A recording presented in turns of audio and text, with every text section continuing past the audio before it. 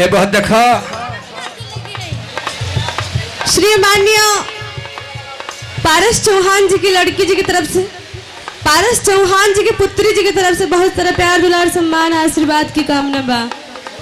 और एक जन भाभी रही हो, बहुत बहुत सम्मान उनकी तरफ से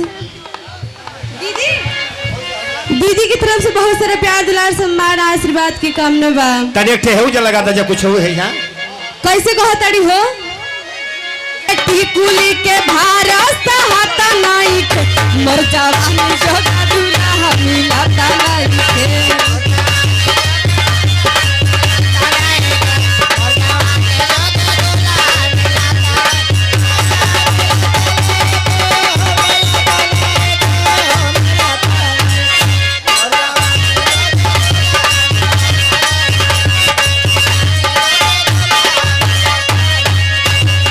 दूसरी जवानी मोरा अखिया पे आइले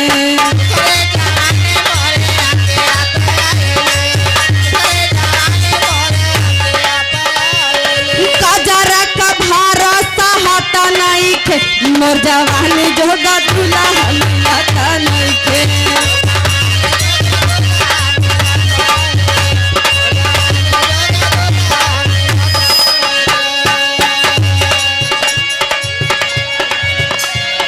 चौथी जवानी मोरा नकिया पे आइले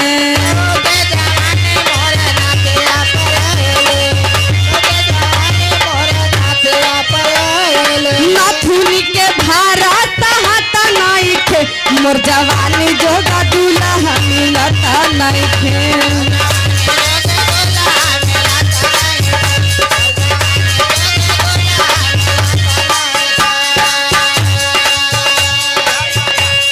हेलो यहाँ यहाँ ठे लगा दे भैया, यहाँ यहाँ से लगा है पानी गिरता यहाँ तनी से लगा दे यहाँ।